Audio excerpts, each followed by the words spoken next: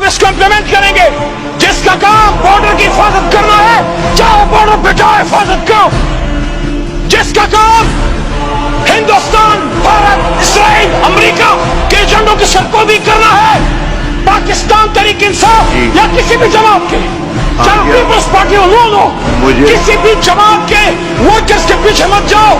मैं रिस्पॉन्ड करना चाहूँ। पाकिस्तान के दुश्मनों की सरकोबी करो, हमें हमारा काम करने दो। जनाब स्पीकर साहब, आखिर में खत्म करने से पहले जिस तरह 9 अप्रैल की रात खड़ा था, मैंने कोई मायूस बात नहीं की थी, मैंने आप में से किसी की भी तकलीफ नहीं की थी।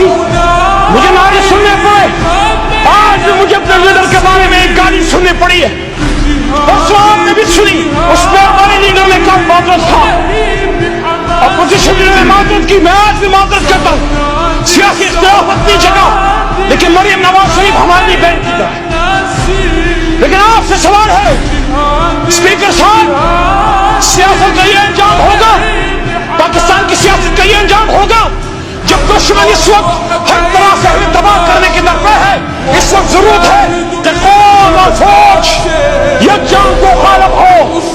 इस वक्त जरूरत है कि हम इदारों के साथ मिलकर पाकिस्तान को बचाएं। लेकिन ये क्या हो रहा है, रात के अंधेरे में बिजलियां बंद की गई, रात के अंधेरे में खामोश है, काली गाड़ियों में, काले शीशों में आप ही के भाइयों को उठा के ले गए।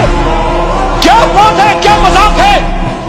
स्पीकर साहब, मेरी आपसे सरबस्ता दरखास्त है, आखिरी 10-15 सेकंड, मेरी आपसे सरबस्ता दरखास्त है, ये कुर्सी अपना किरदार अदा करे। कल आपके कुलीग्स, आपके भाइयों को यहां से उठाया गया पार्लियामेंट के पास, गौहर साहब चेयरमैन तहरीक इंसाफ, आप सबको पता है, शरीफ आदमी, लीगल आदमी, ज्यूरिस्ट है। इस तरह की और वीडियोस देखने के लिए सब्सक्राइब कीजिए हमारा चैनल और